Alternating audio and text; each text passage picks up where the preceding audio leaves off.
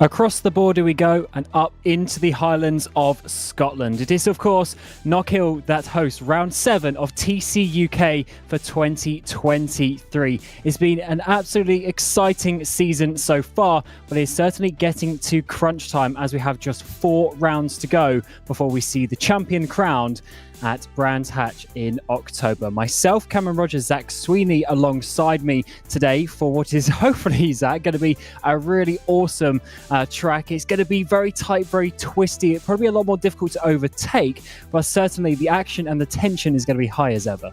Oh, it will be. Again, I am so looking forward to having the 3 races that we've got here tonight. Knockhill, such a fun, fast, interesting circuit to say the least, and should definitely play host to 3 fantastic races. Obviously coming off the back 2 weeks ago at Croft was absolute mayhem, carnage across the board, and well, I'm sure we're going to be expecting a little bit more of the same here as we battle our way through one of the best tracks in the UK. Yeah, certainly. It's the only time that we head to Scotland, and as you see, we've got 3 banging races coming to finish after this one as well. We've still got Donington Park GP, Silverstone National and Brands Hatch GP to finish the season. And of course, we've been to some of the more major circuits throughout England and now into Scotland. Here's how your championship lays out, though, after 6 rounds previously at Croft. Here's Matt Richards leading the way by 31 points to Dan Hurlock. The only reason why Hurlock is behind is because he missed the round at Snetterton. Otherwise, he would probably be leading. They are having a very close battle. Thomas O'Leary in behind, starting to get a little bit closer, maybe having a charge for second place if Hurlock has some struggles. Callum Cripps in behind in 4th place. Ross McGregor rounding out your top 5 before we've seen a really close battle towards the mid part of this top 10 with John Munro not too far behind his teammate Dan Kell in 7th place. Callum Wilson, Lewis Redshaw and Ryan Elliott round out your top 10 in the drivers' standings. But as ever, it's also the team standings that we need to look at. Richardson Co. leading the way with RSR in 2nd place. The points gap getting quite large now for the title at least, but for 2nd place, Rocket Sim Sports are getting ever closer on 313 points, so not too far away. DMA, Thomas O'Leary's team there in 4th place with Calamity Motorsports in 5th. Drake, Kings, Ballas, Esport, Team Butchie and TR Powered by Geeks round out your top 10. And it's what a championship we're having, Zach, to be honest. It's been an enthralling one. It's been new to you and me, but we're seeing with this 3-race format, with the tyre selections, with the weight ballast that we've got, anyone can win races, and it's the consistency that we're seeing of the likes of Richards and Hurlock being up there every race. That is how they're at the top of the championship. Yeah, for sure. I mean, they're not going out there, they're not winning every race because, you know, that's near on impossible with the reverse grid and the ballast and things like that. You're not expected to go out there and win every race. But if you want to win a championship, doing what Matt Richards and Dan Hurlock are doing, to an extent also Thomas O'Leary, like, let's not disrespect him either. He's also got 3 wins and 7 podiums this season, and he is also having a stellar season. But those are sort of the standards you have to rise to, is being quick, race in, race out, no matter what position you start in for the reverse grid, no matter how much ballast you've got, no matter what tyre you happen to be on relative to everyone else, you have to find a way in order to find yourself at the very least inside the top 10. And then when it is your day, when you are starting well in the reverse grid race, when you haven't got a ton of ballast, when you are on the right tyre, is then the opportunity for you to go out there and get those podiums, to get those wins. And well, so far Matt Richards, Dan Hurlock have been the two that have really nailed that formula. Recently, Thomas O'Leary has also found the recipe and is now starting to craft his own way towards the top in the championship. But we have also had, you know, plenty of other people take to both the top step and on the podiums, top 5s and things like that. We've had such a competitive season. Yeah, we certainly have, but it's been very tricky for the stewards, especially Aidan Millward leading the way over. There's been a lot of crashes, and unfortunately we have a big penalty list for this race. Tobias Blumshin, he's got a race ban as well. He won't be attending this evening. He's reached the 8-point limit for the licence points. We also had Haley, Churgwin, Garside, Morby and O'Leary, all of those drivers getting a 5-place grid penalty today, so they'll be dropping down after the qualifying session, which has just concluded in the background. Even Ryan Elliott and Jack London getting some time penalties in the previous round at Croft as well. And what that leaves is people like Garside, Butcher, they're on 6 out of the 8 points, so they're very close to getting a race ban. So we are starting to see, Zach, that some of the drivers getting slaps on the wrist from the stewards. Yeah, which is fair enough. I'm sure Aidan Millward has had it sort of up to his neck in not some very nice things. We say it week in, week out. We always do have a little bit of sympathy for Aidan Millward because the stuff he has to deal with is fair enough. And I'm sure now, after this far into the season, you know, he's like, boys, you really should know better. There is a lot of avoidable things that can be going on. And yeah, now he's starting to sort of dish out the you know, what they, to be fair, deserve. I mean, it is harsh, but it is fair. And the only way to stop it happening and to sort of funnel out those small incidents, which, to be fair, we haven't had a ton of relative to how much we've had, you know, that's good, fun, respectful racing. We have had a few, obviously, mishaps and incidents, which kind of is to be expected, but, you know, still not exactly what we want to see. So Aidan Millward doing a fantastic job of just slowly but surely fizzing it out, making sure that the drivers that are at fault don't do it again, essentially. And yeah, it has made for quite extensive penalty lists, but then again, rules are rules. Yeah, they certainly are. And as the drivers just get themselves onto the grid, we'll talk about the tyres there actually, because interesting for this round, normally the soft tyre is the option tyre. So you have to choose your option tyres for one race. So as drivers just come onto the formation lap. But now it's the other way around. So you have to be the medium for one race and the softs for two. But here is your grid. Dan Hurlock getting the pole position with Dan Kell alongside him, Callum Wilson and Jack London getting upside the top 4. So Calamity Motorsports, 2 cars in the top 4. That is looking very nice for them.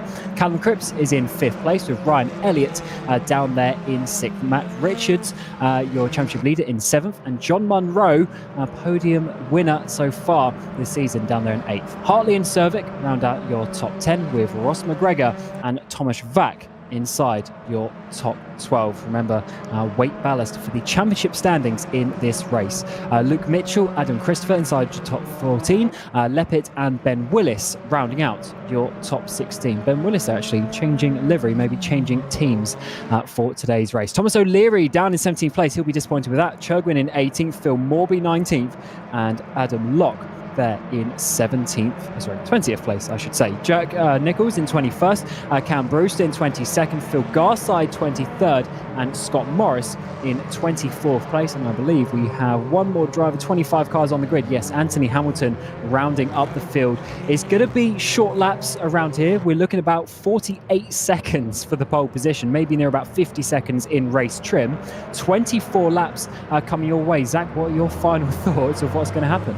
Oh, again, you can't really know. All you can expect is carnage, chaos, and a lot of fun along the way. 24 laps of racing action, and, well, we've got Hurlock, Kell at the front row, and then obviously Richards with a little bit of a fight back to climb his way back towards the front relative to Hurlock and co. Hopefully Dan Kell doesn't get played by wheel issues again for another week. But yeah, hopefully plenty of fun along the way because, well, what else do we expect from Knockhill?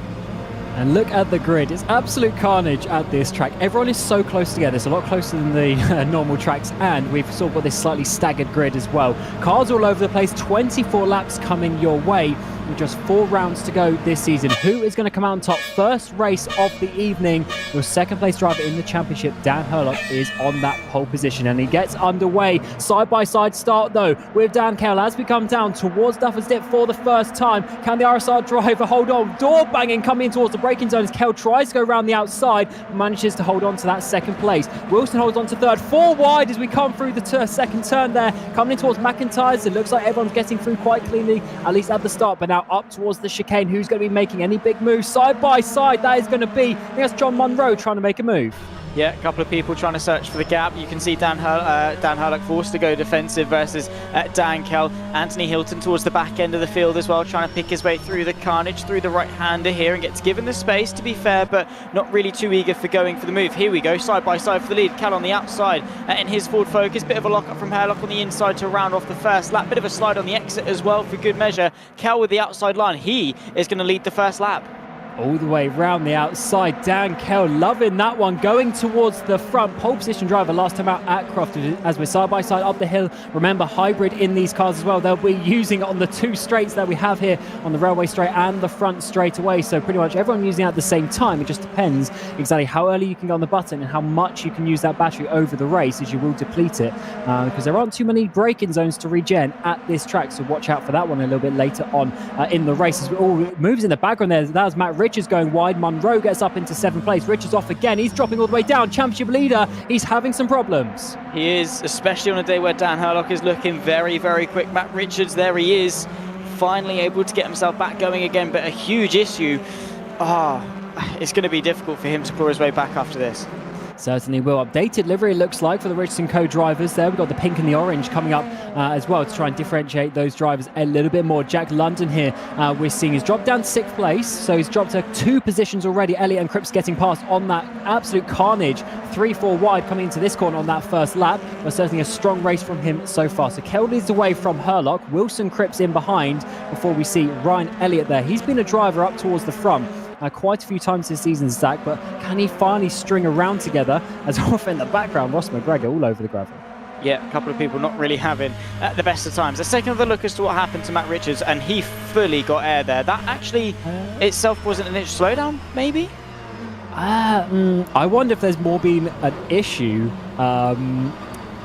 Yeah, the only thing I can think of is that there's been an issue. He did hit that curb pretty hard. We have seen, situations where monitors have fallen off people's rigs, hitting the burbs, that bumps that hard with the force feedback. I wonder if it's something to do with that. We'll have to try and speak to him a little bit later on, see what's happened with that, because your championship leader might be losing a lot of points in this race if Herlock can finish up in that 2nd place. That is going to be a big, big swing in the championship.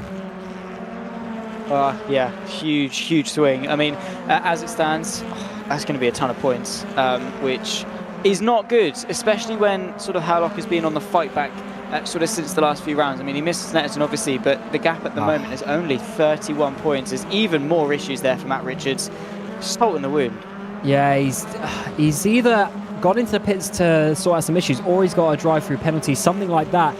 The number 1 reigning champion going for 2 in a row, but not able to do so this time around for 2nd place. So Herlock is under pressure. Of course, he's got a lot more ballast in that car coming into this round, qualifying and the first race. Your ballast is the top 10 drivers in the standings get that ballast. 75 kilos for first place, all the way down to 9 kilos incrementally for 10th place. Sending it over there for Callum Wilson. So Herlock is going to be hurting a little bit more, and that's why people like Dan Kell, it's sort of helped him actually that he's missed a few races in this standings, because he's got less ballast for these races. Yeah, and it's definitely not hurting him at all. Also, first place gets 20 points, and the point system only goes down to 15th, of which Matt Richards is not in. So that's going to be some huge gains from Herlock this race alone. And also there, side by side in the background, trying to make some places up. I think Cripps versus Elliott on that run in towards turn number 1. Also, got our 2-time winner of Croft here, Thomas O'Leary, trying to find his way past Willis inside the top 10, but he's got then to get past the 85 machine and then to find his way past Thomas Vack as well if he wants to get himself inside the top 10, down through the hill and immediately cutting away back towards the front action, because Ryan Elliott putting some insane pressure on Cripps while also receiving a ton of pressure from behind.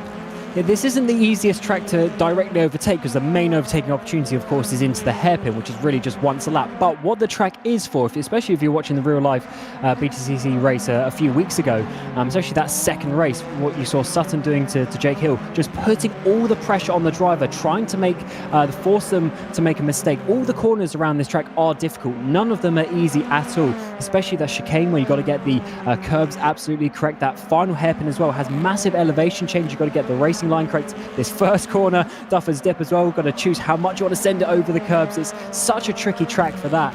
That really, the pressure is what's going to force your overtake here. It really is, because it's kill or be killed, hunt or be hunted, swim or sink essentially for a lot of these drivers, because that is the pressure of the pack racing, and that is a huge slide in the background from John Munro. His car control has been getting a ton of practice. I remember all the way back at Thruxton where he spent half of the day sideways, and that's really taught him some valuable lessons. Ryan Elliott now trying to go to the outside of Cripps, going into the final braking zone, bit of a lock up as he tries to go extremely wide, cutting for a late apex. Be careful, of course, of London in behind, as to not lose the place, because that's the danger that sometimes happens when you're trying to set up a move. Going all the way to the right hand side to defend is Cripps. Elliott follows him, now goes to the outside, not really finding a way through on this particular occasion, and this is a very lovely hard fought fight. Oh, was there contact there? I think there might have been in the braking zone. Elliott just catching the back there of Cripps, who gets absolutely sent into the barrier at McIntyre's. That was, I definitely want to see that one again of how close, because the contact seemed more, the outcome seemed more than the contact that we saw. Cripps there just recovering, down in 16th place at this moment in time. He's got Garside all over the back fin. That leaves this battle up towards 4th place. Ryan Elliott leads it now, with London in behind and Munro just following as well. But that was certainly, a very tight moment, and once again sliding on the exit. Yeah, huge slides, trying to keep the power delivery to a minimum, trying to reduce the wheel slip side by side as well. Just ahead, I think Elliott trying to make some moves, and we've got Dan Herlock trying to make some moves on Wilson in this fight for second. Dan Kellers absolutely ran off in the distance, but Wilson and that 444 machine has been trying to take some points away from Herlock as he finds his way up in a second place. I don't know what it is with Herlock. He had a good initial start, but in the race seems to be struggling a little bit. Yeah, my only thinking is that really it is just the ballast that's not helping him so much, but with the gap that because of the battle that was in behind, the gap they've got now to 4th place, it looks really good. So if Herlock can hold on to that 3-second battle, that is going to be a good one for him. Here's Anthony Hamilton. He's got up into 20th place from the back of the grid, but that's because we've had Jack Nichols, Scott Morris, DNF from the race. I think Garside is potentially DNF from this race as well. Matt Richards is laps down.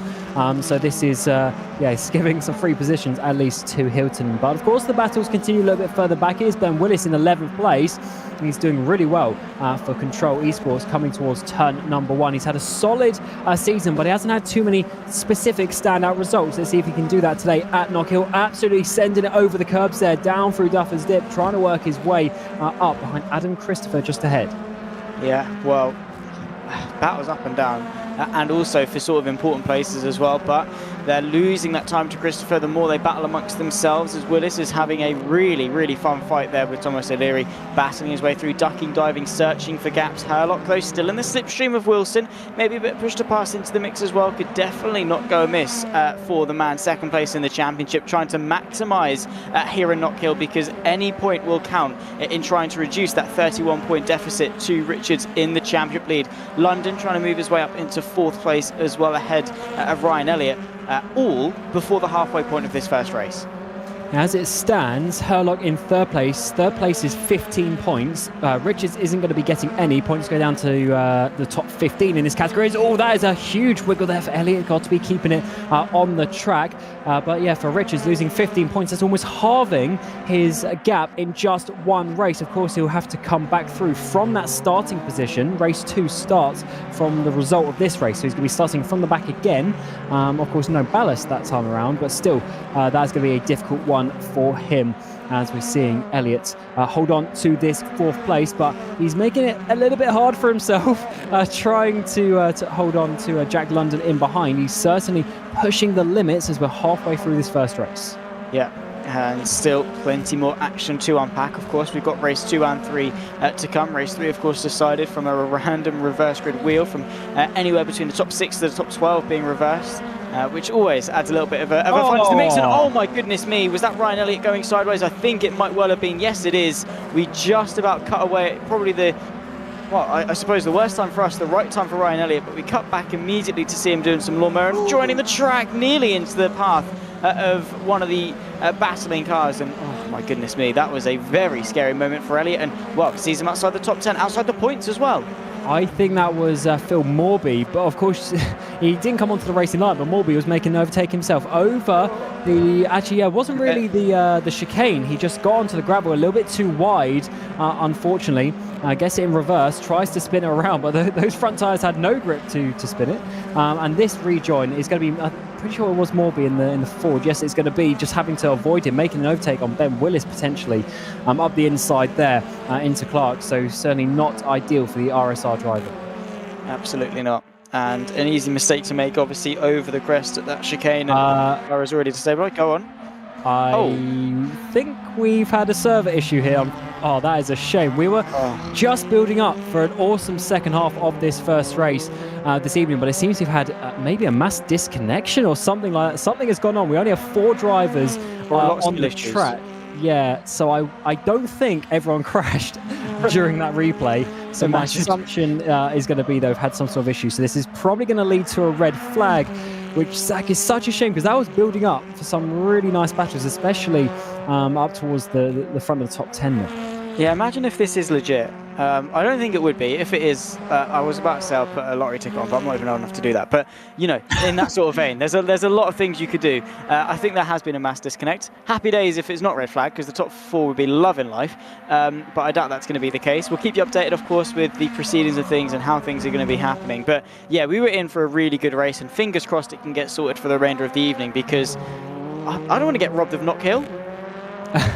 Yeah, definitely not. It's a great track to have on the calendar, and obviously the drivers will continue remaining for now. Obviously, one of the main points is some of the organisers of the league is Richards and Willis, and then of course Aidan Millward as well. But obviously Richards and Willis driving in the race, so sometimes there might just be a slight delay in terms of, well, they're not this time around. But I'm just trying to have a look through the rules to see exactly if there are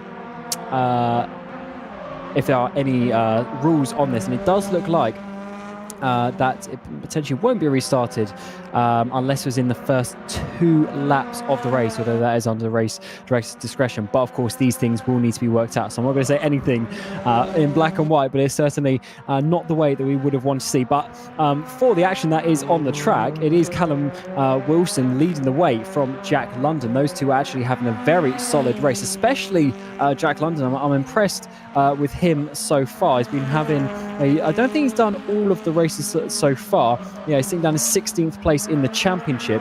He's only got 10 points out of a race so far. So to suddenly jump up this high looks pretty good for him. Yeah, he's had a massive improvement as we cut away. I think there has been a decision made. Of course, again, we'll update you if/when we find out. But yeah, well, that would have been a huge result. Unfortunately, I don't think it's quite going to be able to end in the way that he particularly would have liked, or materialize itself into a way that he particularly would have liked either. But again, there's a lot of positives to take from that race, I think, because despite the way it ended and despite the issues, the first half of it was absolutely mega. And again, just proving everything we expected about coming into Knockhill.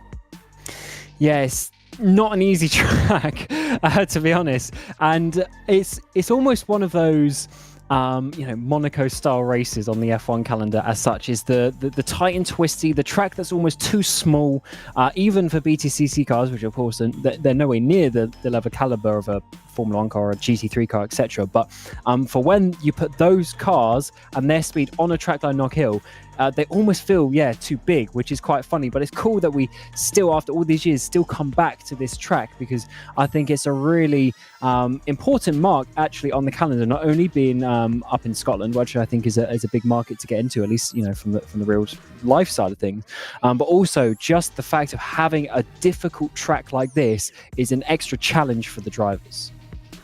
It is, because the margin for error is so slim. If you mess up here, you're going to know about it very, very quickly. I do love that waving inflatable thing in the background of that first shot as well. He's just having a lovely time. I think he's the only one out there smiling, because there's no cars on track, so there's no reason to smile really. But he's just there waving in the wind, having a lovely time.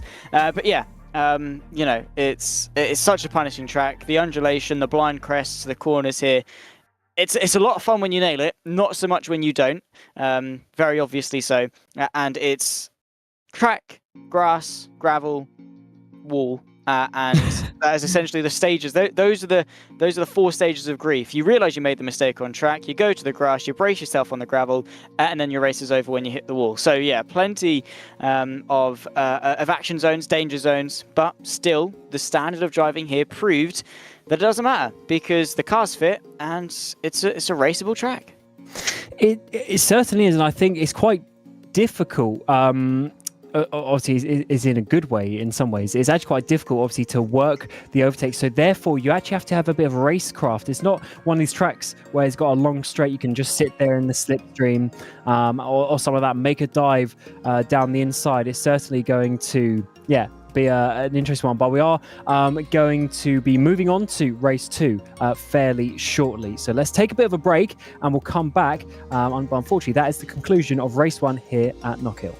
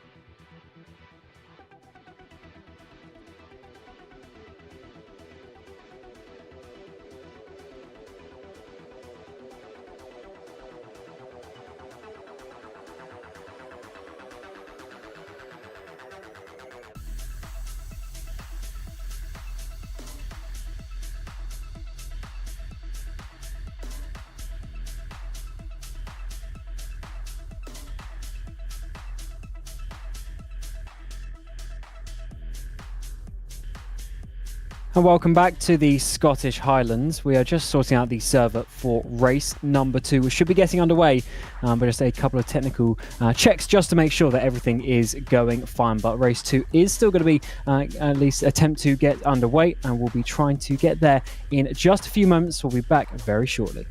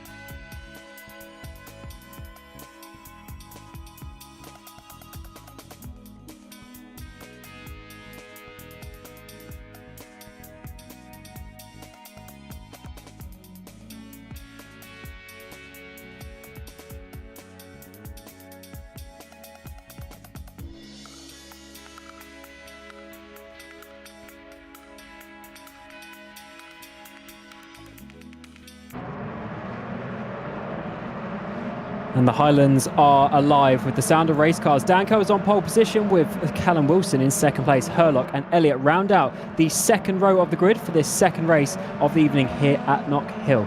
Jack London in fifth place, John Munro in sixth, Ross McGregor in seventh, and Luke Mitchell getting that eighth place. Of course, the grid being taken from the lap before the red flag in the race one we just had. Thomas Vack is in ninth, Adam Christopher 10th, Thomas O'Leary 11th, and Ben Wilson down in 12th place. So certainly Elliott there getting a bit lucky with it going the lap before that he crashed. Phil Morby in 13th, Hartley in 14th place, Scott Cervic in 15th, and Callum Cripps, unfortunately, after battling up towards that second place, had to spin. He's in 16th place. Chegwin in 17th, Brewster, Leppit, and Anthony Hilton round out your top 20.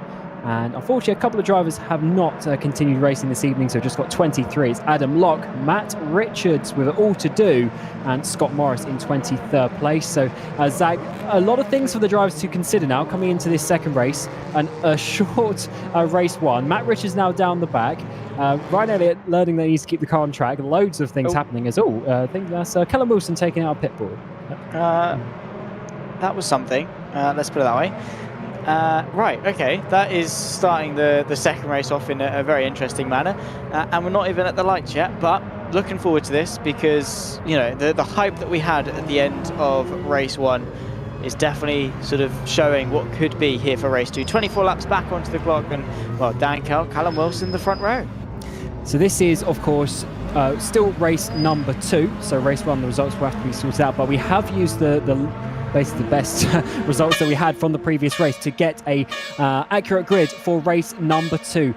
Ballast, of course, for the top 10 drivers in this order as Dan Kell takes away from pole position. It's a good start there from that third place, and it looks like RSR drivers might be getting down the inside of Wilson towards turn number 1. Kell is going to lead the way. Around the outside is going to be with Herlock and Ryan Elliott trying to get up into that third place. Wilson losing a couple of places already. John Munro's got past him as well. In towards McIntyre's, we saw a bit of a crash here last time around. John Munro up into fourth place. Cars have gone around. Phil Morby's dropping down, and Christopher as well. It's a side by side. Luke Mitchell up through the chicane. He's trying to go around the outside of O'Leary. Oh no, he hasn't, because O'Leary's been sent into the wall.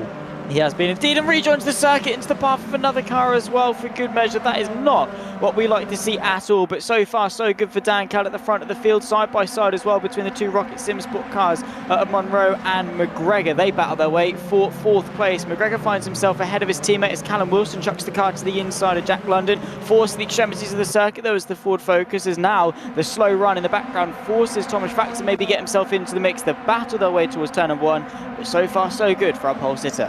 Yeah, the Rocket drivers enjoying themselves up inside that top 5. Wilson dropping down all those places. He is not going to be enjoying that one. Is that O'Leary trying to get back through up towards the back of the field? I think he might have lost his rear wing actually, so that's going to really hinder his rear stability in this race. As of course, 24 laps, short laps. Oh, is that Dan Kell from the lead of the race dropping down?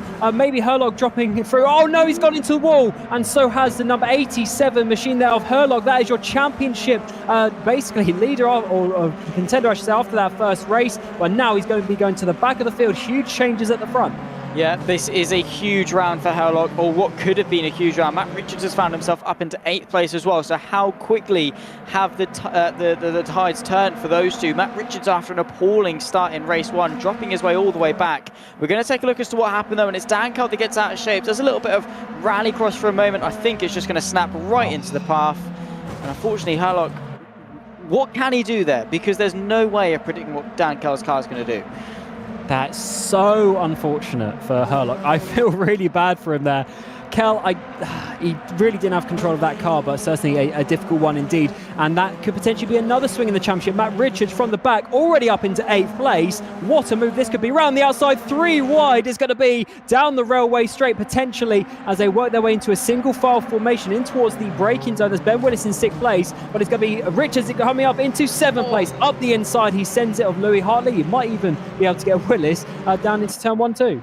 Yeah, this is exactly what Matt Richards does best, is that even on a bad day, he makes it into, one of his best drives possible. Of course, he's probably not going to be getting any podiums or things like that in this race, but he's definitely going to be securing himself in a decent place inside the top 10. And, well, it can range anywhere from the top 6 to the top 12 for that reverse grid for race 3, let's not forget. So Matt Richards really putting himself into a very, very good position, working his way forward slowly but surely. And I'd say a top 5 is very doable in this race, considering from where he started at the beginning.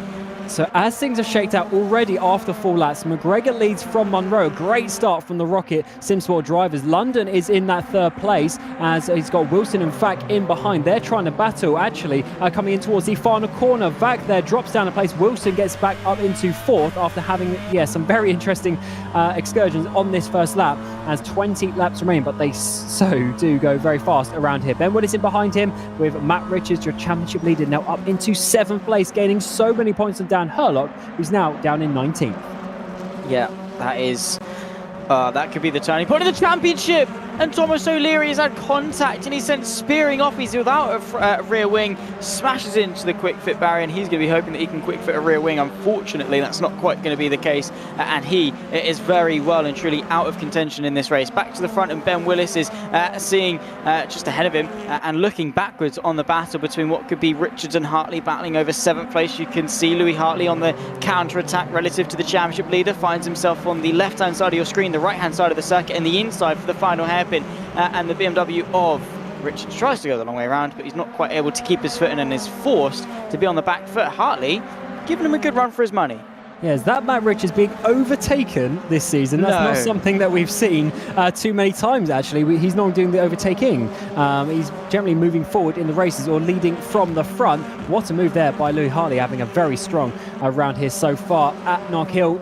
Definitely not an easy track, and look at the absolute send onto 2 wheels. That is way too much. Richards will be getting back up the inside.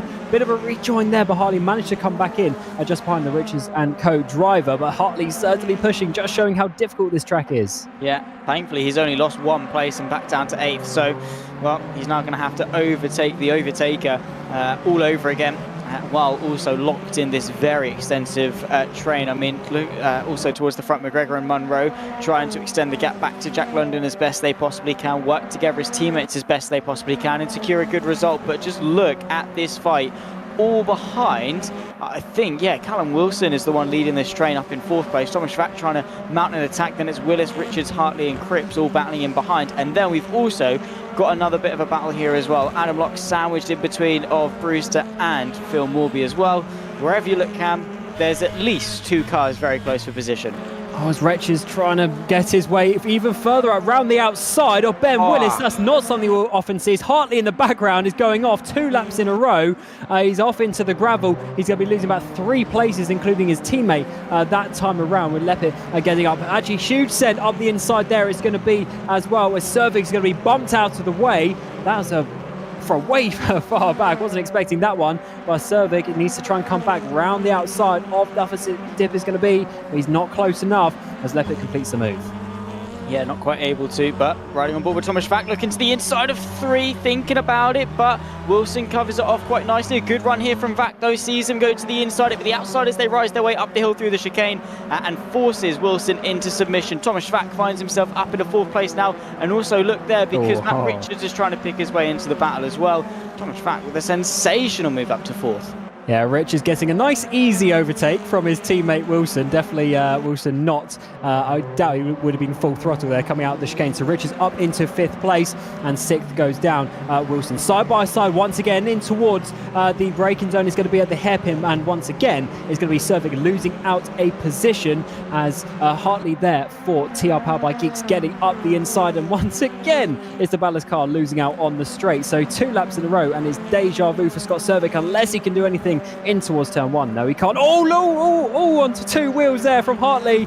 He's obviously not got the suspension completely tuned on that car, because it's happening very often, but he managed to save it. Yeah, fair play. Again, we all make mistakes, but how do you recover from them? And just it's insane looking at them jumping over that chicane. The fact that they're just pointing the car where they want it to go and hoping is there's a nice send there to the inside. Louis Hartley demoted to 11th as Scott Sovic finds himself inside the top 10. We're seeing some absolute belters of moves here at Knockhill. Yeah, loving this. I was doing some laps myself, just offline to just have a look around this track. And that corner, Clark coming onto the railway straight, it looks like a proper corner, but it's actually more of a kink. And that's why you see Cervic there absolutely sending it up the inside as Wilson moves over once again for a teammate. This time Cripps gets up in that orange variant of the Richards & Co Racing team, of course leading the championship in the team standings as well, and Wilson playing the team game there, giving the points to his teammates. Richards up into 5th now, and he's trying to get back as they work their way through Clark, and that's the corner I was talking about. It's a bit more of a kink really. Some drivers probably over brake into that corner. It's actually quite fast onto this back straight in towards the final hairpin. Bit of boost there being used by Richards. Just saw the sort of extra speed advantage that he got, but not enough to make the overtake. No, not quite. And well, definitely showing Richard's intentions as here's Phil Morby fighting away with Herlock, who is on a recovery drive. He's going to be hoping to get himself ahead of Brewster and going to be hoping that the wheel is in his favour in order to recover something from this evening. I mean, it was a good race 1, but race 2 has definitely been something he's going to be forgetting very, very quickly. Phil Morby, of course, again, how do you battle your way in this situation? Because obviously the more they fight over 13th, yes, they're going to be getting 1 or 2 extra points, but they're also going to be putting themselves out of contention for anything more, as there is Herlock jumping his way over the curbs, finding any gap that he possibly can inside on the run for Cam Brewster. Herlock finds his way up into 12th place, and well, brilliant battling going on in the background, and it's pack racing, because as soon as Brewster lost that momentum, straight away Morby smelt blood, and well, he battled the vulnerable. And Matt Richards has been battling with the RSR driver all season. It's been Elliott, it's been Herlock, and now it looks like to be Thomas Vack. Although there's absolute scenes coming out of the final chicane. There's about 6 cars trying to work their way forward. Is that O'Leary still trying to work his way through with no rear wing? Side by side through Duffer's Dip. Now around the outside of McIntyre's. It's going to be for your championship leader onto the gravel, though that's going to lose momentum as Vack holds on in towards the chicane. Matt Richards is having the race of his life from the back of the grid, remember. Of course, no ballast therefore compared to these drivers around him. That's why he's so much quicker, but he's also using his natural speed he's had this season to try and get through up towards the podium. He's got a big gap up ahead of him, but certainly a huge send coming his way. Huge send, and well, Brewster on the back foot. How is he going to be able to fight back? Is it going to be with big sends? He definitely goes for one straight away to the inside of the hairpin, not waiting around, not wasting any time into the second half of this race. Here comes Matt Richards as well on Thomas Vack. Looks to the left-hand side, going through turn number 1, but that definitely isn't going to happen. He's trying to go for the up and under. The outside through 2 gives him the inside for 3. Beautiful move from the championship leader. Thomas Vack not really got much of an answer for it. Matt Richards, beautiful. That was lovely to get himself up towards 4th place, just showing you the class that he has got, and certainly why he is the championship leader. His rival Herlock's got himself back up into 12th place, and there might be some more moves there. As the RSR car driver jumping up the inside of Hartley in towards Clark, and as we come around the outside, it's going to be of the Kings of the railway straight. Up the inside, can he finally complete the move in towards the braking zone? Is going to be for Herlock, your 2nd place driver in the championship. There he goes up towards P11, so definitely coming back nicely, but a few more places it will be in the final 10 laps of this race here at Knockhill. 2nd race of the evenings now. Phil Morby up the inside towards Duffer's Dip for the first time. He's got the Quartermass car on his outside of Adam Logg, who manages to hold on in the braking zone. Yeah, forward now, but Phil Morby is going to be relentless. He's going to try his best, and that's a poor line from Logg, and well, Morby is going to be again looking to find any exploitation in order to find his way past, whether that's better lines and well, liberties in terms of the track limits, just chucking his way over the sausage curbs there through the chicane. Now through the right hander again, all very important in order to get a good run through the not so straight on that run in towards the final hairpin, but he's not really got much, and he's going to be hoping that he can go for the move potentially into turn number 1. Also very, very close. A little bit further up, you can see Dan Herlock trying to get himself back inside the top 10, just ahead of Johannes Leppert. Is he going to be able to get the move into turn number 1? Also just ahead of the 2 of them. Also, we've got a couple of drivers fighting over more positions. Callum Wilson versus Scott Sovic in the battle for 8th. Just, well, more and more is Herlock with a huge send to the inside of 3. A little bit of contact, but he's got away with it, but Sovic hasn't. Oh, Cervic, I wonder if there was some contact there with Wilson. There was definitely contact with Herlock as well. So a few things to unravel there from that couple of corners as Adam Locke just holding on to Phil Morby, going around the outside himself as the battle for the podium also heats up as we come towards 8 laps to go in this race. McGregor still leading from Munro. We haven't seen these drivers for a while, but they're in a heated battle with now Jack London up behind them, coming towards a Duffers dip. This is working out really nicely for Rocket if they can hold on to a 1-2, but the Ford driver, Calamity driver, trying to stop that. Let's see the replay though of what happened to Servic coming down the dip. He's leading the way in towards McIntyre's. There's a huge gap behind him, so there's no contact. It's all on his own. Actually, a bit of contact secondary there for Wilson, but Servic had already lost it on that exit curb as now Jack London comes for second place. Yeah, John Munro trying to defend and assist his teammate in this fight for the lead. 3 cars only separated by about a second going into the final at third of this race. Jack London putting a ton of pressure on Ryan Elliott, setting the fastest lap time of anyone of 49.4. Outside line for London though, that's going to be the long way round. Little bit of camber on the circuit in order to assist him, but it's too long of a way around and Munro is able to hold station. However, could we see a move from the Calamity Motorsport driver going into turn number 1? Has he got the legs on the straight and the bravery on the brakes? I think the answer to that question is going to be a very hard no. But look at that BMW in the background. Matt Richards, I don't know, he's a little bit scary. If I was a top 3, I'd be a bit scared. Yeah, I was just thinking that as well. Richards is closing up pretty quickly here, to be fair. On the last lap as well, was 1.5 seconds quicker than John Munro, of course fighting, but still absolute speed advantage for the BMW driver. It's currently sitting in 4th place, 1 second off this battle. Let's see if he can get himself onto the podium with just a handful or just over a handful of laps to go in this race. Should still be enough time for him to do so. London not having an attempt this time around for that second place, as Richards is now within that second. He's closing in 10th by 10th and getting even closer, potentially getting up into second place from 22nd on the grid. And his championship rival Dan Herlock is now up into 9th. Oh, huge slide there from London as he tries to close in.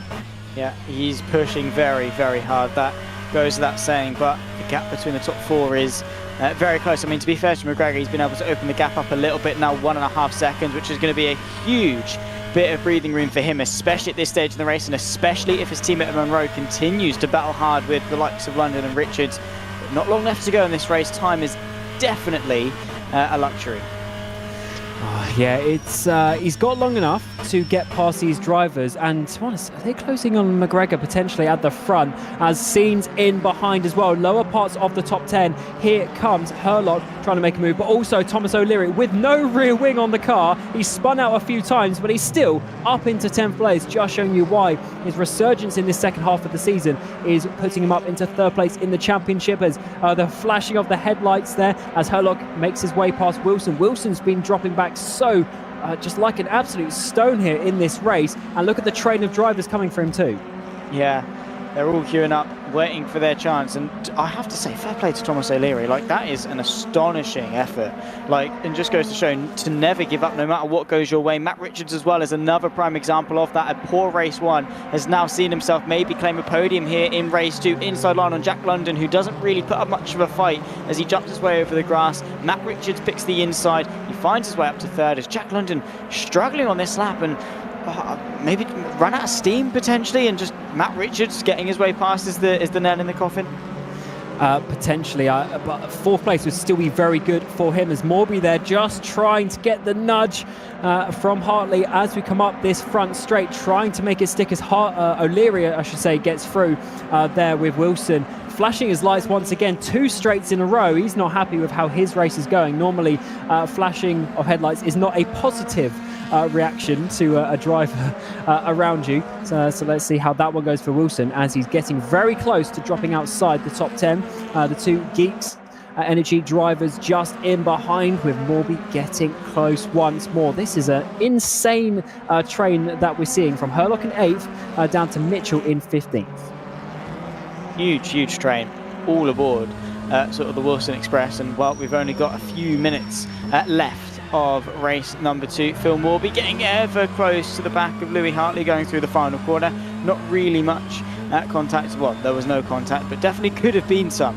And just going to show the level of competition we've got in this championship, and so many drivers so incredibly close. And at these sort of positions in the field cam, each position, you know, you could double your points all just from 1 or 2 extra places. That is, yeah, that's very true, especially if it's that sort of 15th place or so. Just getting one position will literally double your points. Is a very interesting sort of points structure, and just showing you how every point matters, and that is why these positions are being fought for so heavily, as we have just a couple of laps to go, 3 laps to go. They are just starting. McGregor, he's got a bit of a gap at the front, but it's Matt Richards who's chasing him down. I wonder if Munro's going to try and hold him up as such, pretty much just to help his teammate. In towards McIntyre as we go. Richards almost pushing the Rocket Simsport driver. These guys have been fighting at multiple races throughout the season. Unfortunately, Munro not able to keep a championship challenge, but it is Richards, though, this time, this race at Knockhill, who's absolutely sending it through Clark onto this back straight, using every bit of the track available, and too much there for Richards. He gets a bad run, but can he recover into hairpin? No, he's going to be too far back. Yep, Munro driving a really good race. Same too, to be fair, for McGregor. I'd say he's not got enough time. Even if he got through on Munro going into turn number 1, there is no way in a lap and a bit that he's going to be able to close a 2-second gap up to McGregor. So I'd have to say that ship has sailed for Matt Richards, but still a podium as a sensational result, as Luke Mitchell has a front row seat to the fight between Morby and Christopher. Morby able to find his way ahead and up into 13th place, and a huge bit of dust being kicked up in Luke Mitchell's face, which I'm sure he's not going to be too grateful for. Yeah, fortunately we do have window wipers on this car, on these cars, and there was a threat of rain, but it doesn't look like we're going to be getting any this evening. That would be in the prime Scottish weather, as we do have the live weather, I believe, in this series. But Aidan Millward just calming everyone's tensions before the race, saying how it doesn't look like the forecast is showing. But for second place round the outside, it's going to be for Matt Richards. No, he goes too deep, and Munro holds on. But was that an attempt at least, as we come onto the final lap of the race? One more hairpin to go, but is Richards going to need it, or can he find a way through in this middle sector? It's going to be difficult. He's got one lap and not many opportunities. This might take a mistake from John Munro, or just an absolute send from Matt Richards in order to find himself past. It's been an amazing race too, and we've still got race 3 yet to come. Through the right, up the hill, over the crest. Have we got a bit of lap traffic to contend with, or is it... No, that's just Ross McGregor. I'm just seeing things. Actually, there's someone in the distance, but it won't pose a threat at all. Matt Richards, though, running out of time to get himself into second place. One corner to go. Better exit that time. All of the push to pass will be used for both drivers. Anything they've got left in that battery. Munro goes to the inside for the final braking zone. McGregor is going to win the race, but who's going to be second? A bit of contact between the two. Munro runs him out wide, up towards the line though. Who's got the horsepower up the hill? Is it going to be Munro? I think it just is. So Matt Richards will take third place. Good attempt from him from 22nd, putting on a show for us. Jack London absolutely charging his way to 4th place as well, and I believe his best finish of the season. That is awesome to see, with RSR's Thomas Vack finishing in 5th place. Ben Willis, top result for him, in 6th place. Cripps will get 7th. Herlog, after that contact that dropped him down, unfortunately losing points to Matt Richards, despite him starting on the 2nd row and Richards from the back. And of course, we have to look all the way down as well to multiple drivers like Dan Kell. He had a difficult race. So difficult. Loads of things happening there, Zach. A lot to digest in that race. But here is your results. McGregor taking victory. John Munro in 2nd place, and Matt Richards rounding out your podium. Jack London, Thomas Vack in behind with Ben Willis, and then Callum Cripps and Dan Herlock inside your top 8. Thomas O'Leary got 9th with no rear wing and being in the wall at least twice. Callum Wilson is your final driver on that first page, but he was just dropping back over the course of this race. Louis Hartley, he had some nice battles, got up into 11th place. Phil Morby, Adam Christopher and Johannes Leppit there inside your top 14. They were all having a big battle as well. Luke Mitchell just sitting in behind. Cam Brewster in 16th place. Matt Cherwin in 17th. Scott Cervic in 18th. Unfortunately, after that spin on his own volition out of McIntyre's. Then Adam Locke and Ryan Elliott, who once again just falls short of his potential in this series. Hopefully he'll be up the top once again. Dan Kell, mistake from pole position. He should have been there up on the podium at the end, but unfortunately gave it away. Huge contact with Herlock as well. He might be in the steward's room for that one. Anthony Hilton and Scott Morris round out your field for the second grid of the day. But of course, we have the spinny wheel for the third race. Let's see what is going to be the reverse grid for the third race. It's going to be position 8. So that's Dan Herlock. Oh, wow. He got lucky with that one. Dan Herlock will be taking away from pole position in that final race. He's going to have not much ballast either in that car. He is going to be looking strong, but we'll just let the drivers have a bit of a break, have a couple of minutes, and then we'll set the grid and we'll go racing once again here at Knockhill for the third race of the evening.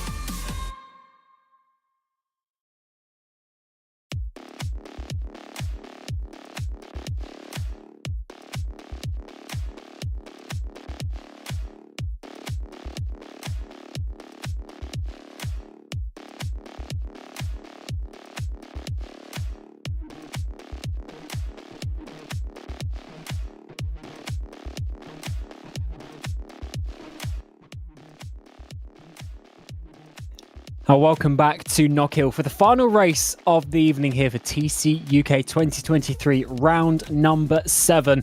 It's been certainly an eventful evening so far. Of course, we had the red flag in the first race before. We just had a very eventful second race as well. Multiple of the top drivers dropping down. And then conversely, Matt Richards from the back coming to the front. So it was definitely a very up and down race so far. Myself, Cameron Roger and Zach Sweeney alongside me for this one. We're just about to get into that third race. Zach, but certainly been quite a crazy night so far.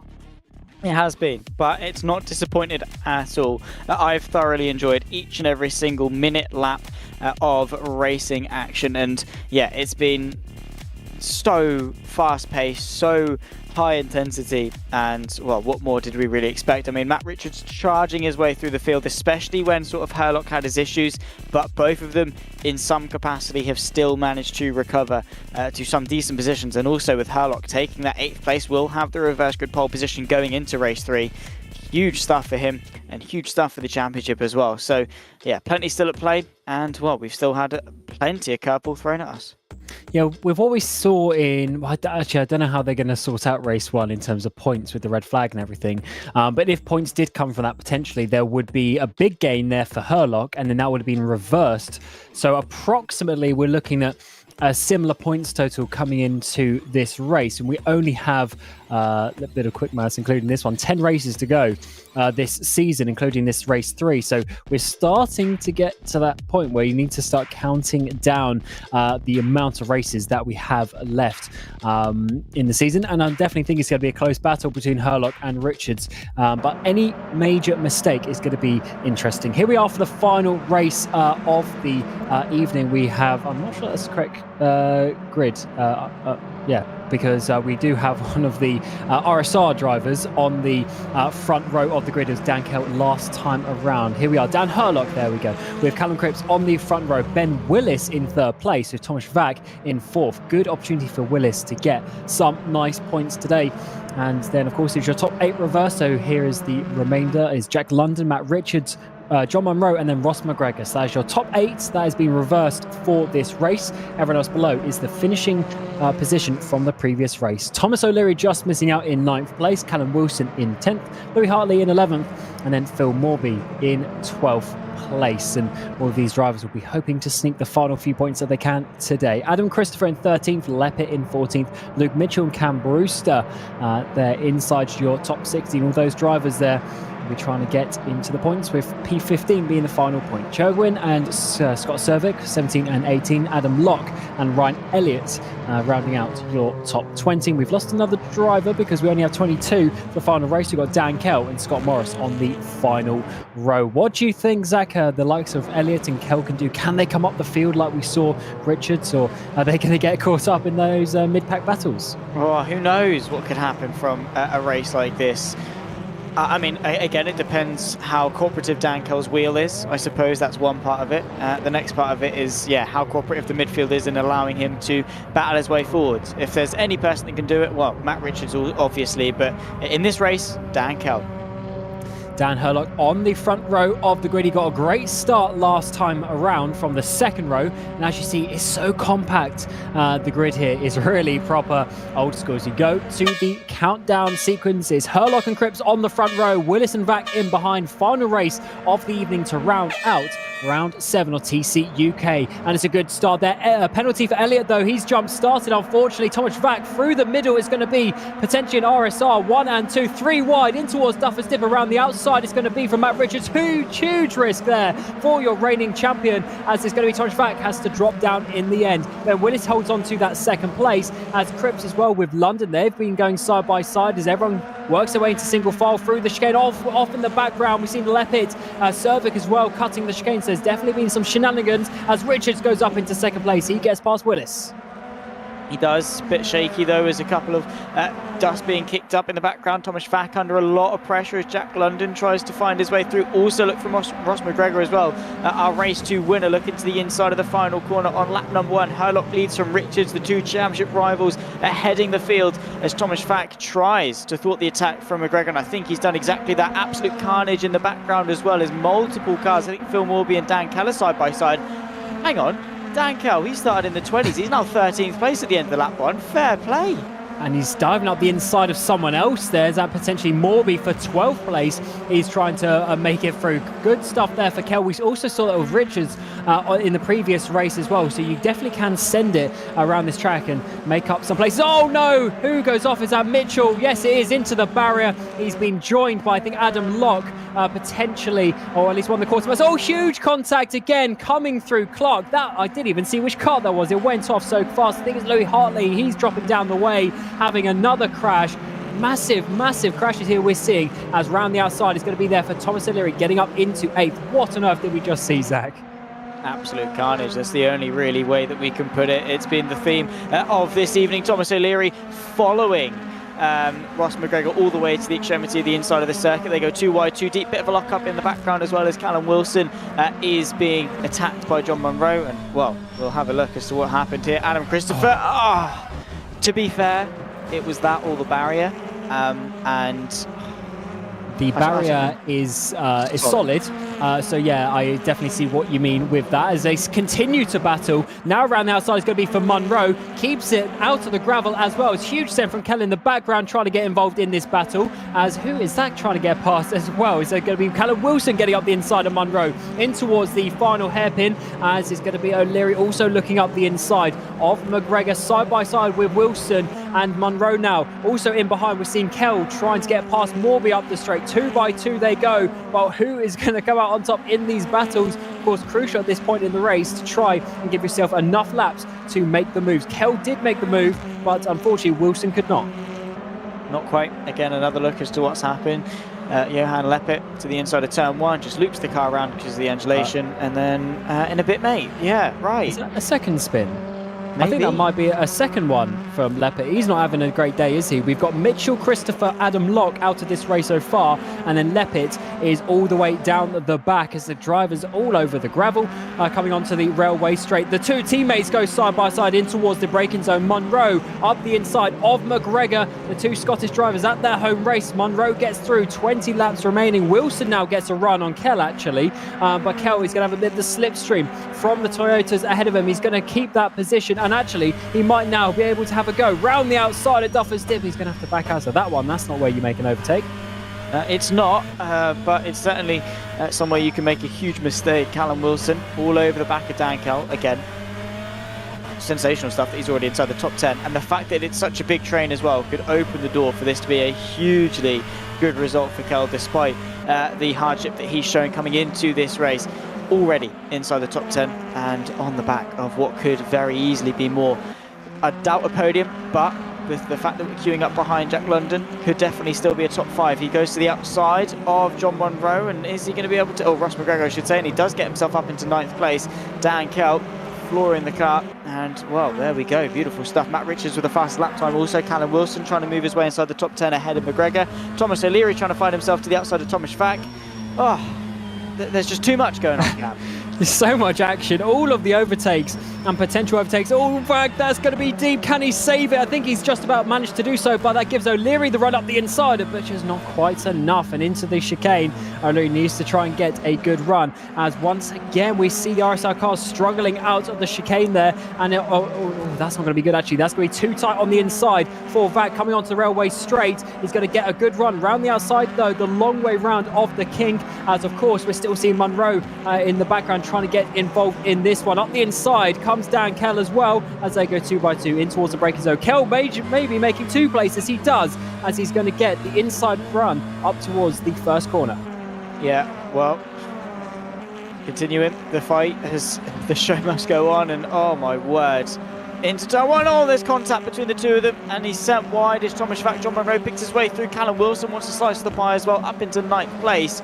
Oh, that was a lot, all crammed into the space of just 2 corners. And oh my goodness me, Munro's off. He's managed to hold it, but is he going to hold position? He's not. He's going to lose 1. Only 1. Yeah, the rocket cars are struggling with the weight in this battle. Oh, as he's managing somehow to hold on to it once again at the next corner, losing. Oh, and also losing it. It's Thomas Fack on the exit curbs. I definitely think those RSR cars, they struggle on the exits of corners. We see Ryan Elliott as well. We see Thomas Fack, they're really struggling on the exit of some of these corners, really sliding that rear end. Maybe down to the rear wheel drive nature, maybe something with the setup that they need to look into at the future races. But it's definitely been common in those cars today. Dan Kell from the back up towards 7th place already. He's got 3rd place driver in the championship coming into this round, Thomas O'Leary ahead of him, and then they've got Ben Willis. He was up into 2nd place. He's slowly been dropping down, but still holding a top 5 position at the moment. Yeah, well, for now anyway, with how topsy-turvy this race could be. We've still got 2/3 of it left to go, and well, the tides can very, very quickly change at the drop of a pin, and well, the blink of an eye sometimes as well. Already lost a couple of people from this race, the likes of Morris, Locke, Christopher and Mitchell, but still 18 cars strong, and well, quite a dominant lead, it must be said, from Herlock out in front. However, that fight, what could be for the podium behind Cripps, London, Willis and etc. Oh, what a race this could well be. Herlock, low 49s in the race, which is a very, very quick, very respectable time as well. Phil Morby trying to fight with Ross McGregor for what could be 10th place. He has the run up over at the crest on the pit straight, and then we plateau. Slight downhill dip going in towards turn 1 and 2. Late on the brakes for Phil Morby. He's inside the top 10, but he goes in deep. Could we see McGregor on the fight back? Yes, we can. Textbook move, back up the inside for 3. Yeah, that's the classic Knockhill move there, doing sort of the up and under through Duffer's dip and then round the outside in towards McIntyre, sending it over the curbs as they do. And this just proves as well with the rocket cars, they were so dominant in that second race. Of course, there's a couple of crashes ahead of them, but they're so dominant after a few laps, but now really struggling with the reverse grid and the ballast that comes with that as well. Kell up the inside of O'Leary. That's going to be 6th place now for the Calamity driver, and Ben Willis up the way. Great stuff as they continue. He continues his way forward. Phil Morby now looking at the top 10 position. He's got another rocket car up ahead of him, of course, and now trying to get the run up towards the first corner. Once again, it's not the biggest braking zone, but it is enough if you want to go around the outside, if you want to be brave. But Morby's going to have to back out of that one as McGregor holds on to that as it stands. Of course, he needs to look in his mirrors though. Cherwin, Cervic, Brewster all lining up. Oh, wow, Thomas O'Leary's off the road as well. He's lost down to 7th place, kicking up some dust, and straight away Dan Kell is on the move, maybe for what could be 5th place. Ben Willis in the first third of this race. Dan Kell has been on fire over the grass, unfortunately, is the Seat Krupa, who tries to go the long way round, but Dan Kell on the inside holds firm and gets himself into 5th place. 2 seconds up to his teammate Jack London, though that's going to be a bit of a fight to climb up and maybe ask for a little bit more in this race. But the fact that we've seen 2 drivers across 2 races, Matt Richards in race 2, Dan Kell in race 3, is sideways there from Willis. Fair play for holding it, but really just goes to show the raceability of Knockhill that 2 drivers have been able to make, going on 20 places in a race. And this is why it needs to be on the calendar. It's just such a crazy race, and it's really something a bit unique. And despite it being difficult, as you say, you can actually make the overtakes if you are sort of smart and if you're not causing the carnage. As O'Leary's now going to have the inside line that's going to gain him a few centimetres, but it'll then be the outside to the braking zone. Can he go all the way round? Is Ben Willis going to brake late enough? Yes, he does, to hold on to that. Squeezing in potential on the exit. No, he gives racing room. O'Leary's going to be thankful for that one as they come side by side up through the pit entry. The tiniest bit of slipstream from Dan Kell ahead. Is there going to be anything for Ben Willis to defend from this one in towards turn 1, in towards Duffer's Dip? No, they cannot. So Ben Willis drops down to 7th place and Thomas O'Leary up to 6th. He's having a really good race. Now he actually has a rear wing on his car for that little bit of extra stability, and just showing you how that consistent results is why O'Leary's up there in the championship. It really is, and his the run of form he's had recently is insane. I don't know what he started eating for breakfast, but I want some. Let's put it that way. He's just been a man on a mission, whatever his prep work is, and he's put in a lot of time. Maybe it's just the second half of the season in terms of the track just worked better for him. But I mean, he's always been up there, but nothing quite like this. Ryan Elliott unfortunately does a bit of lawn mowing again. Phil Morby trying to go the long way around to John Munro and get himself, or I should say Ross McGregor. This is still the fight for 10th as McGregor is on the countback. Oh my God, we talk about one thing, but immediately we happen to talk about another, because these guys, they don't rest. It's so difficult, this circuit. Elliott, once again, just not having the day. Coming up over the, just way too much compression there. Obviously not hitting the right line. Goes for a spin. He span at this corner, but on the exit curb, not on the apex, which is very interesting. And I do wonder, huge save from Cervic in the background. And I was about to just say, maybe this is more of a front-wheel drive track. I'm not too sure about that one, because we've definitely seen the rear-wheel drive struggle a little bit more on the exits of these corners, seemingly this time around. As on cue, that was Cervic, also in a rear-wheel drive car, having some struggles. Up towards the front, Dan Herlock is now leading by 9 seconds to Cripps in London. Matt Richards has dropped down from that 2nd place to 4th.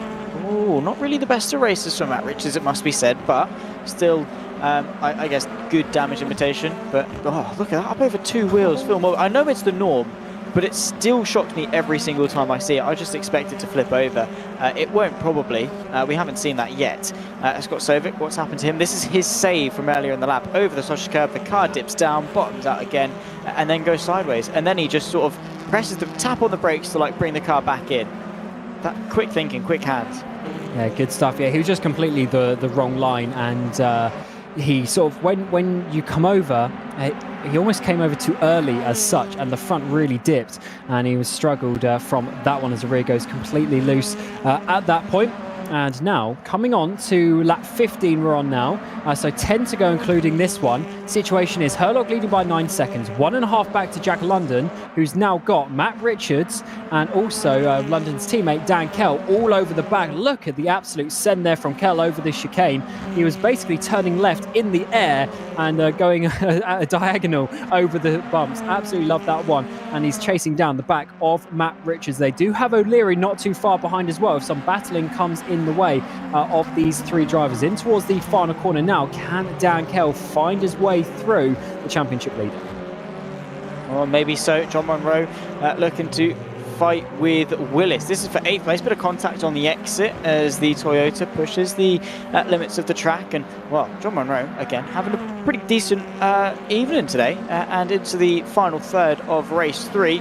He's unfortunately going to have to concede that position for now with Willis. However, dust being kicked up in this 3-way fight behind Jack London for the final place on the podium. Dan Kell is a part of it, and podium definitely is on the cards here. I definitely agree with that one as well. But that's not a good exit though from London. Richards definitely had the best one in that sequence, but also Kell had a huge run out of Clark. Coming up towards the final corner, Richards goes to the inside, London sort of somewhere in the middle, and Kell to the left-hand side of the track. All the lines being used. Coming in towards the final corner, not the best though from Kell. Lost about a half car length coming out of that final corner. O'Leary's now all over the back of them. It's a proper 4-way battle for the final places on the podium. Cripps is actually too far ahead, so it might just be the one final place on the podium if they continue battling. London trying to hold on to it. Richards looking to the inside but can't find a way through. Not quite for now, and he's got to really think of something quite quickly, because Dan Kell is not going to be one that wants to wait, especially when he's got Thomas O'Leary breathing down his neck, forcing him to make something happen. So Richards has got a lot of pressure, but someone that is definitely going to be feeling it is Jack London. That goes without saying. I mean, he's going to be pushing hard to potentially catch after Cripps, but I think his main priority is keeping Matt Richards, Dan Kell and Thomas O'Leary behind, which is very harsh, by the way, as Matt Richards goes for the send to the inside of the final corner. Jack London sees it coming, gives him the space, bit of contact on the exit, and now it's a drag race towards turn number 1. Dan Kell could very easily make it 3 wide as well, gone all the way to the inside. He's over the bumps on the grass. He's forced to back out of it though. Matt Richards maybe onto the podium. That almost worked out perfectly as London tries to hold it around the outside. His teammates now going to get the move through McIntyre's. Here comes Thomas O'Leary as well. 3 places lost for London in the space of a couple of corners, but that almost worked out perfectly. Oh, huge contact between the two of them. O'Leary somehow saves that. Wow, front wheel drive, more contact between the two. Can he save it for a second time with a front wheel drive? No, he can't, as huge contact is made. O'Leary ends up in the wall for the 3rd or 4th time this evening as London drops down. Messy racing up towards the podium battle, and it's worked out that Richards is in 3rd, Kell is in behind as London drops 2 seconds back. Oh, he does, which is a huge shame for him. Monroe looking for some space on Willis as well to find himself up in the 7th place. Huge stuff at this stage in the race, and a shame for London, it must be said, but down to 5th, still in 5th, I suppose. Not at all a bad result in of itself, but could have been a podium. Now we get Matt Richards versus Dan Kell, John Monroe as well versus Ben Willis, looking to the inside of turn 1, and that Cooper, I have to say, it's looking a little bit sideways. Yeah, it certainly is. Let's see this from on board with Jack London coming up through Butchers now. Oh yeah, he touches the rear left, and then just the slightest contact. O'Leary managed to save it, but it was this one here again. Oh, and again, just the slightest of contact. But O'Leary was, I mean, he couldn't do much about saving it that time around, but he was just trying to come across and cover, but because of the angle that he was at, front wheel drive car, everything's on the front. So if you get any sort of pressure on the rear, we just go spinning, as we've seen multiple times this season. So easy to do so. But that is also what happens when you start pushing the limits, but it does mean we have another DNF. 16 cars remain. Yeah, well, only 4 and a bit laps remain as well in this race, and it really has been a race of attrition. Huge shame for Thomas O'Leary, Elliot, Morris, Locke, the rest of them, Christopher Mitchell as well, to round off the DNFs. Has been a hugely difficult race, set of races here at Knockhill. And again, going back to what we were saying about the difficulties of this track, it will chew you up and spit you out if you allow it to. But John Munro still in this battle with Willis, looks to the left-hand side, but not quite able to make anything happen just yet over the slight little uphill climb, and now through the kink, and then we'll run away into the hairpin. He has found himself on the inside line. He has found himself just a nose ahead as they battle their way through the bumps. It is going to be Willis on the outside though, and he has got the agility. John Munro's just got that little bit of a better run to the inside of the final corner. And I still think this is a good result from Willis. Of course, he wants to fight it. Coming towards turn 1, he is actually going to do so. Still side by side. Munro's going to have to fight this round the outside of Duffer's Dip, and he manages to just get through in the braking zone. But Ben Willis up inside the top 8. He should still be pretty happy with that one. Got himself inside the reverse grid places. Was up at second place at one point, and he's just slowly one by one let them through. So he hasn't had that sort of downward spiral sequence that you can get if you have a whole train of cars behind. They've just one by one come through over the course of the 22 laps so far, and if he can keep himself ahead of Morby there in that 9th place, 2 seconds back, I think that's going to work out well for him. The issue is he's got 3 drivers actually, including McGregor and Churgwin, coming for him as we've got just 2 laps to go in this race. Yeah, not long left to go at all. Probably only about a minute and a half worth of racing action in and of itself into the 49, low 49s in terms of race pace here at Knockhill, which is a very quick lap time from Dan Herlock at the front. 10.5 second lead, by the way, is insane around a circuit this short. Dan Herlock's race 3 has been nothing short of absolutely sensational, but we continue the battles a little bit further down. The fight for the podium between Richards and Kell, and well, Kell, if he can get himself onto the podium after starting in the 20s, would be huge for him. But again, still to be in 4th place, still to be in the top 10 is a massive result in of itself. Wilson putting some pressure on Jack London as well. We head away into the penultimate lap of this race, and I'm sure there's still going to be a twist to come. I potentially think so, as we're seeing quite a few battles coming on to the final couple of laps of the evening. Of course, race 3 for this round 7. Just 3 rounds remaining TCUK, and just a few corners remaining in this race. Ben Willis, he is not done with that P7. He wants it back from John Munro, who got past at this corner 1 lap ago, but Willis can't return the favour this time, but he doesn't have too long to go. As Herlock, he's so far in the lead, he's already coming actually to start the final lap of the day. He's already left in the background. Hartley's gone for a DNF as well. Huge save there from Munro for 7th place, as these guys are half a lap behind. I know it's a short lap, but crazy scenes with just the speed that we've seen from Herlock at the front of this field. He's got now in towards the final corner. Ben Willis round the outside. He's trying to come back through the Rocket Sim Sport driver. Can he hold it? No, I think Munro's just going to have enough to squeeze him out and hold on to that battle for now. But we do have those 3 cars coming in behind. It's certainly been a fast and frantic race. Willis to the outside once again. What's it going to be this time? Side by side between the 2. He's going to hold that one to the outside as they continue their battles. Very close to the finish of this race, of course, and everyone wants that final opportunity to get past, but it's going to be Dan Herlock out to the final corner. He's going to win by an absolute country mile. We don't often see this, but over 10 seconds is going to be his margin of victory to Callum Cripps in that 2nd place to get a Richards & Co Racing 2 and 3 towards the line, with Dan Kell getting 4th place. 5th place for London is going to be with Wilson in behind. Any final moves into the hairpin? Can anyone do something around the outside potentially? Ben Willis is going to go side by side up the hill. Who's got the most push to pass and left in the hybrid system up towards the line? Can Willis nick it? I think he might have just done it to the line by 20 thousandths of a second. Ben Willis takes that 7th place. 8th for John Munro. Morby inside the top 10 with a P9 finish, and Ross McGregor rounding out your top 10. Lovely finish by Ben Willis there. Did not give up, and I think is going to be given that position. But here are your results. Dan Herlock with Callum Cripps and Matt Richards rounding out the podium. Herlock gaining a few points on Richards there. Very crucial for this championship fight. Dan Kell is in 4th place with his teammate Jack London in behind. Callum Wilson is 6th with Ben Willis just sneaking that 7th place from John Munro in 8th.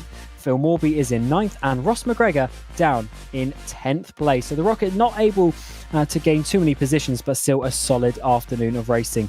Chugwin in 11th, Cervic in 12th place, Thomas Vack dropping down the way to 13th place, with Cam Brewster, and actually Cam Brewster being the last driver on the lead lap, because Leppert was a lap down, your final finisher of the day.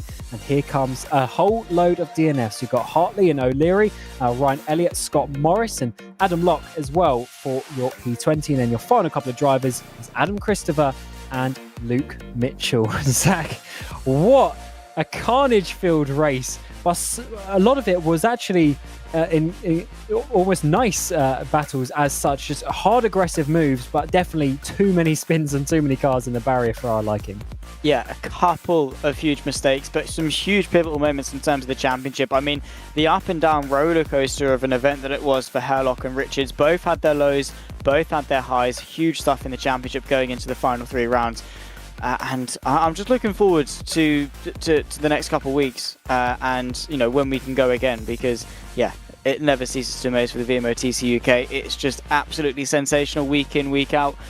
And I'm excited, because obviously the gap in the championship is a little bit big. We'll see what it's like going into the next round, but it could very easily still be wide open. But yeah, obviously on a more sort of self-improvement side of things from a lot of these drivers, there is some things to still be improved on: consistency, decision-making, racecraft, and all those sorts of things. But, well, experience is the best teacher, and I'm sure there are going to be a lot of lessons learned after today. Yes, certainly been an interesting one. There's quite a few drivers actually coming for some interviews. Hard to decide who we're going to get. Let's try and get Matt Richards actually first to, of course, speak to your championship leader. But Matt Richards, that was a massively eventful evening, of course, dropping down in race 1 there, having to come back through race 2, and then also challenging for the podium in race 3. Just try and sum up that for us. Frantic. It's a bit of a topsy-turvy one, to be honest. Made a mistake reloading my setup just before race 1 started, which is obviously set for softs for qualifying, and started on the wrong tyres, which is what happened there. So that was a pretty poor start to the evening, but I mean, depending on what happens for the points for race 1, could be not too bad. And just pushing as hard as I could for the last 2 then. Yeah, that seems like a pretty crazy action. How do you almost keep calm in those situations? Because you made so many decisive moves, especially in that second race, to really get yourself back up. And fortunately, obviously, Herlock had the issue in race 2 as well, so you didn't lose that. Well, actually, you gained points in championship. But yeah, just how do you keep calm when you're coming through those battles and you don't have the ballast, so you're really fast, but you're fighting guys that you're not actually fighting in the championship? It's rough, but at the end of the day, you've just got to be quite firm with your overtakes, and a lot of the guys are quite understanding when you're pushing that hard, and they understand that maybe you're not the guy that they're fighting that much. So there were a lot of people that were quite respectful with me. But yeah, it's Knockhill, so there's never a dull moment. There's always something going on. There's always a surprise waiting around the corner. So yeah, just trying to hope that it didn't go too badly. And I think, depending on how the points fall for race 1, I will have lost a few points. It would have been nice to be another position closer to Dan in race 3. But yeah, we'll just see how the rest of the season goes. Yeah, and certainly good luck for that. Just 3 rounds to go. So yeah, we'll see you next time out for Donington. Thank you very much. And now we'll bring in a race winner, of course. A pretty solid evening for the Rocket SimSport drivers. Bit of carnage ahead of you, Ross, especially for that second race. But yeah, just how did that one go for you this evening? Oh, well, race 2 was absolutely hilarious. Like, me and John were just... so we started 6th and 7th, I think, on the grid. And then we were up to 5th and 6th by, like, turn 1, turn 2. And then, like, after the chicane, just... the ways parted, and like we were 1-2 halfway around the lap, so we got it together enough to like concentrate and try and just look after our battery and stuff like that. So we were keeping it steady. But Jack London, I think he was on mediums, so he did really well to kind of hang on. But yeah, like it's just such a strange race. But yeah, it's good to get like a 1-2, and not at Knockhill as well for the Scots, so that's pretty decent. But yeah, it's been a long time coming. Like the past 2 or 3 rounds, pace has kind of got a little bit better. Kind of worked on the setup a little bit more, and we're kind of seeing a little bit better results at the moment. But we're still not quick enough. So there's always that. But yeah, it was such a hilarious race 2, and then race 3 it was just pain with weight. You couldn't do anything with the weight on board. So overall, yeah, decent race. Yeah, I was going to ask you about that actually for that third race. And I mean, you sort of summed up, but how different actually is that car with the weight on it? Because it just seemed like you couldn't really make any progress. You sort of stayed in that battle for sort of P8, P9, P10 the whole race. Yeah, so actually the weight doesn't make a huge difference in the corners around Knockhill, because obviously you're like 2 wheels and just absolutely sending it everywhere. It's coming out of the hairpin where it's so bad. Like you can't, even on push to pass, you just can't compete with people that have got no weight. So yeah, it made it tricky. But yeah, I think we aimed for top 10 race 3 and we kind of got it. So yeah, satisfied with that. And so thanks for coming to speak to us, and we'll see you hopefully for another interview for the final 3 rounds. Good luck for that. No worries, thank you. And lastly, we'll bring in Dan Kell for the final interview of the day. Dan, you had such good pace at the front, of course, being pole position as well, especially for that second race, but just it didn't quite go for you today until that third race. Just explain to us the issues that you came up with against today. Yeah, so it's quite annoying really, because in practice I showed quite good pace. Like in the practice just before quali, I was like 10th and a half clear of everyone. I was like, yes, come on, right, this is my time. I can get another pole position. Just quali didn't fully work. I just couldn't, just get that lap together, because it's quite hard round Knockhill with the way these curbs are. You've got to get quite lucky that you hit the curb correctly. Just didn't fall for me, and so I was happy with third, and obviously P2 start for race 1 because of Ryan's penalty.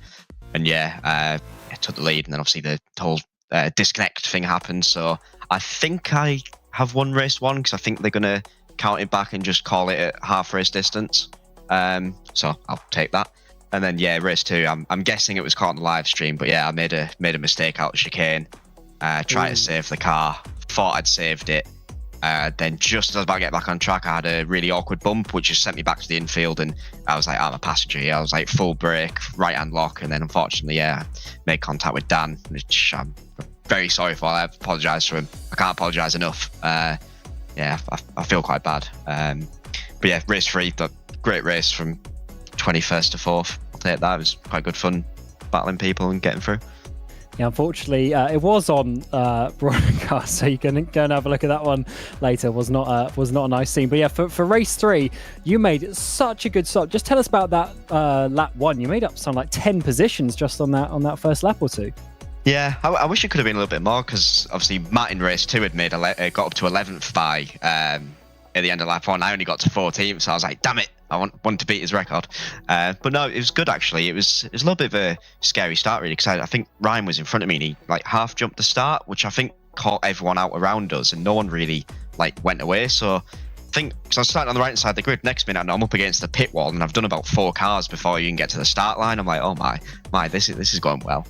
And yeah, just picked them off really, just one by one. It was a little bit chaos, because obviously the people back there, I am a couple of attempts a lap faster than, and obviously in lap 1 they're all quite cautious with braking and whatever, and then there's me trying to get through. I'm like, oh, and but no, it was good. Don't think there was much contact or anything, and it seemed all very nice around where I was, which is good, because obviously, yeah, sometimes especially Knockhill can be quite a lot of contact around and people firing each other off, but it seemed pretty good.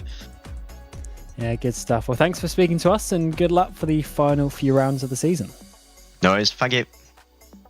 So that just about concludes it from here at Knockhill. The Scottish Highlands have been the scene for the action today. Round 7 of the TCUK for 2023. Just 3 rounds remain. We got Donington Park at the GP, the full GP track, before going to Silverstone National and Brands GP to finish the season.